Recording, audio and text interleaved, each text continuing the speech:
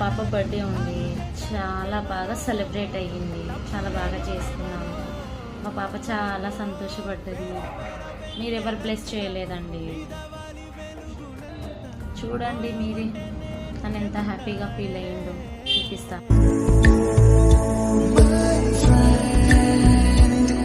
తడి కన్నులనే తుడిచిన నేస్తమా,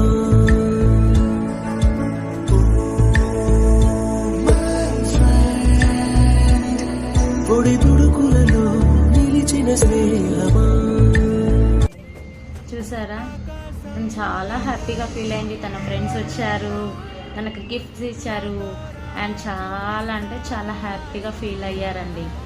కానీ చాలా బాగా అనిపించింది.